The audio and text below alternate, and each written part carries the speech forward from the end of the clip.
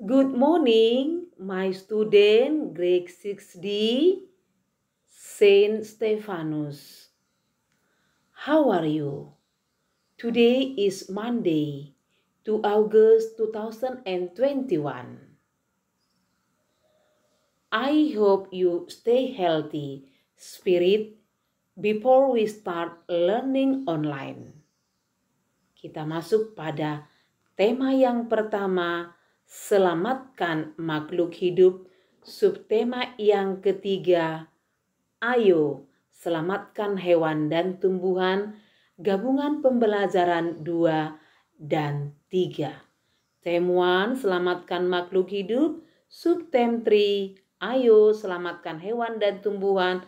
Pembelajaran 2 and 3. Tujuan pembelajaran pada hari ini, peserta didik mampu menemukan contoh pelaksanaan sila-sila Pancasila terkait menyayangi hewan dengan benar. Yang kedua, peserta didik mampu mengidentifikasi cara pelestarian hewan dan tumbuhan dengan tepat. Anak didik yang super, belum melupakan pembelajaran sebelumnya, yaitu Ibu ingatkan lagi, kita mengingatkan sedikit saja, dengan bertambahnya jumlah penduduk dunia dan semakin meningkatnya kepentingan manusia menyebabkan hutan di dunia semakin terancam. Kelestariannya, apa saja yang dilakukan oleh manusia untuk menjaga kelestarian hutan dan hewan di dalamnya, itu sudah kita pelajari pada materi sebelumnya. Peserta didik yang luar biasa. Mari kita perhatikan slide yang ke-3, slide 3. Penerapan sila Pancasila dalam kehidupan sehari-hari. Manusia, hewan, dan tumbuhan adalah ciptaan Tuhan. Tuhan menciptakan alam dan seisinya untuk dimanfaatkan oleh manusia dengan bijak. Memanfaatkan dengan bijak bukan hanya menggunakannya saja, tetapi juga menjaganya. Menjaga lingkungan merupakan salah satu penerapan Pancasila, juga merupakan wujud syukur kita kepada Tuhan yang Maha Esa. Jadi itu adalah bagaimana manusia memanfaatkannya dengan bijak, Memanfaatkan dengan bijak yaitu tadi dengan menjaganya. Dan itu adalah merupakan penerapan dari Pancasila juga sebagai rasa syukur kita kepada Tuhan yang Maha Esa. Mari kita perhatikan ini slide berikutnya. Pada bagian kiri yaitu simbol atau lambang. Bagian kirinya yaitu kalimat atau kata-kata yang berkaitan nanti dengan simbol yang ada. Membantu teman saat jatuh dari sepeda. Menghargai karya orang lain, tidak memaksakan kehendak saat berdiskusi, menghormati teman saat beribadah, bangga saat mengenakan batik. Nah, kata-kata ini masuk pada penerapan sila yang keberapa. Misalkan yang pertama sudah dibuat contohnya di situ, membantu teman saat jatuh dari sepeda adalah penerapan sila yang keberapa nak? Simbolnya rantai yaitu yang kedua. Isinya kemanusiaan yang adil dan beradab. Lalu berikutnya yang ini ketiga, keempat, kelima adalah tugas kita. Nah, jadi tugasmu nanti menulisnya dengan rapi, menggambarnya dengan rapi, dan menarik garisnya. Nah, ini ada sebuah teks Dengarkan baik-baik ya nak ya.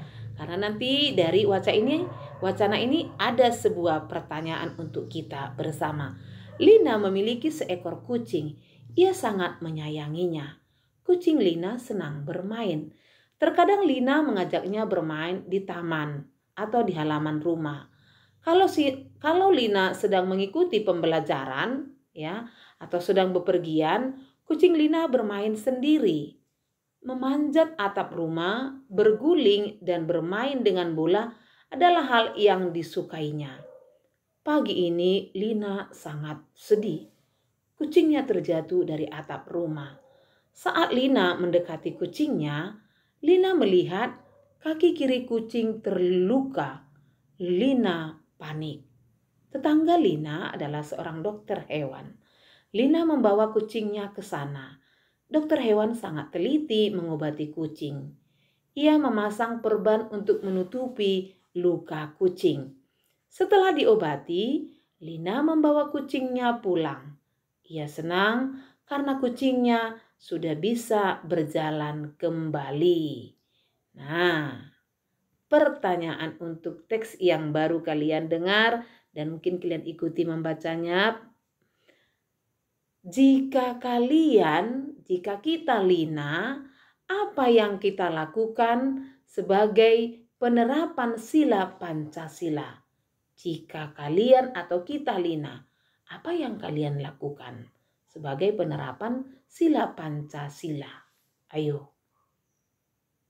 Nah, kita diskusi bersama. Lina mengamalkan sila yang kedua Pancasila. Hal ini karena Lina menunjukkan kasih sayang, love, ya, karena kasih sayang terhadap hewan kucing. Dia merasa empati kepada kucing peliharaannya, love, ya nak, love, ya, tanda love, menyayangi, empati, memperhatikan kucing tersebut. Nah, mari kita perhatikan gambar ini, nak, ya. Ada apa gambar ini dengan pembelajaran kami, ya? Perhatikan dulu ini. Seorang anak sedang ngapain dia? Lalu ini apa ini? Gajah, ya. Ini, ya. Dan ini yaitu cendrawasih. Ya, ini orang hutan. Mari kita perhatikan dulu, ya. Ini adalah beberapa dari gambar hewan, ya, sebagian kecil, ya. Nah, melestarikan hewan dan tumbuhan. Beberapa hewan di Indonesia terancam punah, yaitu yang tadi anak, ya, terancam punah. Ini dia kan, terancam punah. Antara lain orang utan, bekantan, badak bercula satu, harimau Sumatera, cendrawasih, jalak Bali, elang Jawa, komodo, dan sebagainya. Nah, oke, ini tadi kan, ini sebagian, ya, yang Ibu bacakan tadi, ya. Sedangkan tumbuhan yang terancam punah antara lain bunga Rafflesia arnoldi, bunga bangkai, anggrek hitam, dan pohon cendana. Ini dia contohnya, ya, hampir terancam punah. Ya, hampir terancam punah. Penyebab utama terjadinya kepunahan pada hewan dan tumbuhan apa itu? 1. Hilang atau rusaknya habitat hewan dan tumbuhan. Hilangnya tempat tinggalnya, ya nak, ya. Hilang dan rusaknya habitat hewan dan tumbuhan akibat ulah dari manusia. 2. Alih fungsi hutan. Alih fungsi maksudnya hutan itu digunakan untuk apa? Tidak lagi untuk habitat, tidak lagi untuk tempat tinggal hewan dan tumbuhan, tetapi ada tempat-tempat lain yang tidak seharusnya tempat tersebut untuk diganggu. Lalu alih fungsi dia. Ada beberapa fungsi tempat tersebut digunakan oleh manusia. Harusnya itu untuk tempat binatang, dia tenang di situ, atau tumbuhan, tetapi mungkin dibuat dia tempat piknik atau ditebang pohonnya, binatangnya diambil, ya, digunakan tempat percobaan, begitu. Alih fungsi hutan. Berikutnya, perburuan terhadap hewan dan tumbuhan langka. Nah, ini sangat dilarang. Ada undang-undang untuk itu. Jadi tidak sembarangan perburuan terhadap hewan dan tumbuhan langka. Maka ada dia polisi kehutanan, ya. Itu menjaga bagaimana hutan, ya, sehingga orang-orang yang tidak disiplin, ya, orang-orang yang melakukan ilegal akan ditangkap dan mendapatkan sanksi sesuai dengan perbuatannya, ya. Upaya-upaya pelestarian hewan dan tumbuhan langka, Ya, itu tadi tumbuhan langka yang sebelumnya sudah kita lihat tadi gambarnya kan Nak. 1. Pembangunan cagar alam Swaka Marga Satwa dan hutan lindung. Maka dibentuk ya tempat hewan-hewan yang dilindungi ya, ada tempatnya ya. Pembangunan cagar alam Swaka Marga Satwa ya. Ini dilindungi, dibuat sebaik mungkin ya. Berikutnya, membudidayakan hewan dan tumbuhan langka. Membudidayakan maksudnya dia dirawat bagus ya, dibuat tempatnya yang khusus ya. Dia dirawat bagus ya. Apalagi tumbuhan langka seperti tadi bunga Rafflesia arnoldi, bunga bangkai, anggrek hitam dan anggrek-anggrek tertentu yang langka ya. 3. Pemanfaatan hewan dan tumbuhan dengan cara bijak. Ya, bijak tadi ya, sudah bijak itu artinya merawatnya, menjaganya ya. 4. Tebang pilih dan tebang tanam ya. Yang ditebang itu, yang dipotong ya dipilih. Sudah layakkah ini ditebang ya? Jika tidak layak jangan ditebang. Itu mau ditebang sembarangan oleh orang yang mau mengambil kekayaan secara tidak pas ya. Itu yang melakukan ilegal ya, penebangan hutan secara liar. Lalu tebang tanam, ini ditebang lalu ditanamlah yang pengganti yang ditebang tadi. Setelah ditebang lalu ada ditanam ya. 5. Reboisasi atau penghijauan, go green. Jadi ada program pemerintah untuk menanam pohon-pohon tertentu pada tempat tertentu yang sudah harus ditanam. Itu tadi ada hubungannya tebang pilih dan tebang tanam ya. Pemerintah juga ada organisasi pemuda, juga ada pemerhati hutan ya. Itu reboisasi atau penghijauan. Berikutnya, mengupayakan gerakan pelestarian hewan dan tumbuhan. Mengampanyekan gerakan pelestarian hewan dan tumbuhan. Jadi ada gerakan bagaimana kita melestarikan hewan dan tumbuhan dengan baik. Itu selalu diusahakan ya. Ada upaya-upaya yang dilakukan oleh pemerintah. Nah, ini tadi ya. Nah, ini sebelumnya sudah kita pelajari pada subtema yang pertama. Belum lupa karena ya, perkembangan generatif. Perhatikan itu ya sudah kita pelajari.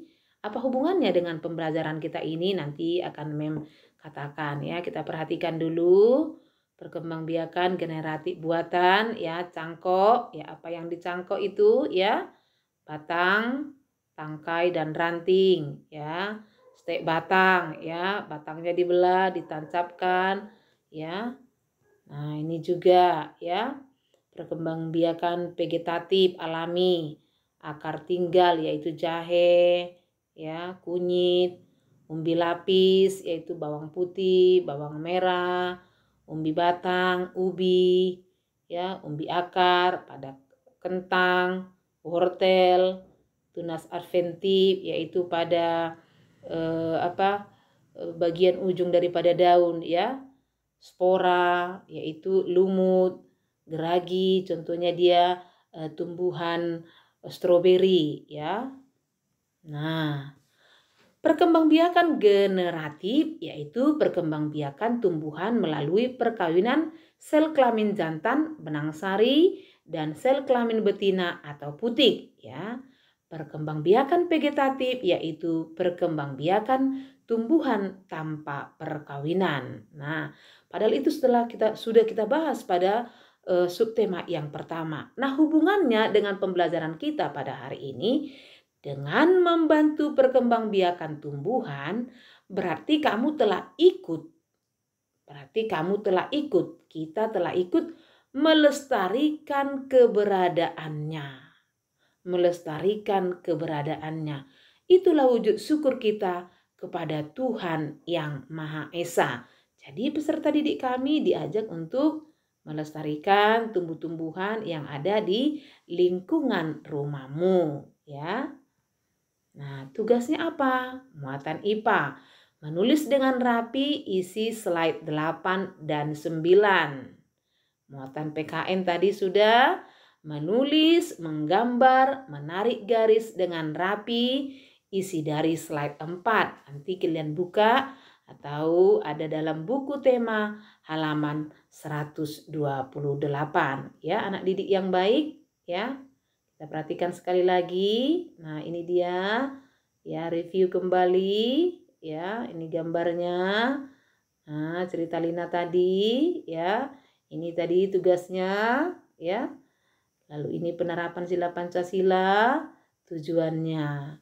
Nah, Ibu berharap hopefully today lesson can be understood ya. I hope you can understood what we study today ya. See you next time.